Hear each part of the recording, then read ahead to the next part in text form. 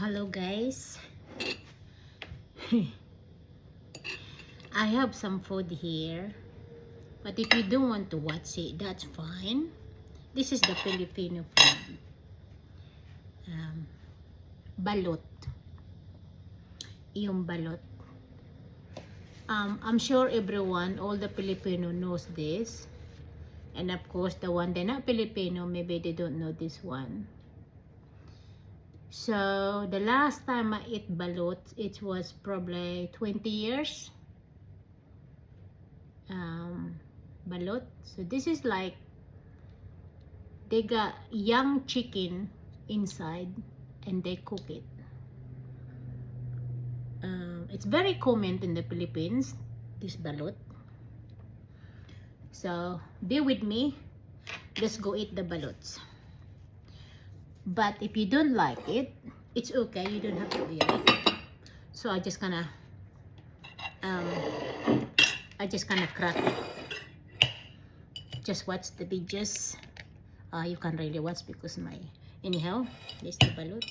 See if I can put something here. There we go. See, I can put something there so you guys you can see. There we go. I don't see if you can really see it, but yeah, here we go. Yeah, that's the balut.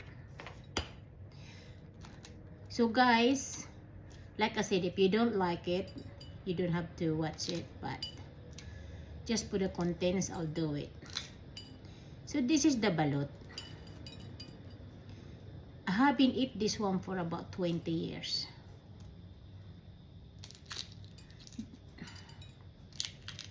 Okay. So there is a little baby chicken inside. Not. Okay. Here we go. That's the balut inside. Now we're gonna eat it. There is a chicken inside. I see you can see the chicken inside. There. They got some juice. I don't wanna. For me, I don't eat the chicken. See, I do not eat the chicken, the baby one. Just the egg around this. So you can see the head here. So I do not eat that one. I just eat. I don't eat the baby chicken. Really, I just eat the eggs. Can you see, guys, the baby chicken?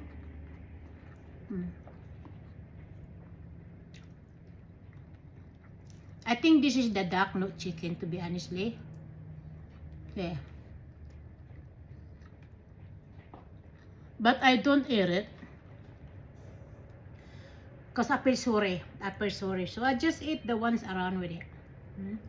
Other people eat it. I don't like it, that one either. I eat the pera. So I don't eat that one. Just the around with it. So that's what they call it, balot in the Philippines.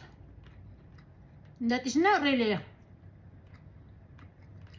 just eatable, but to other people don't really. Thank you for watching, guys.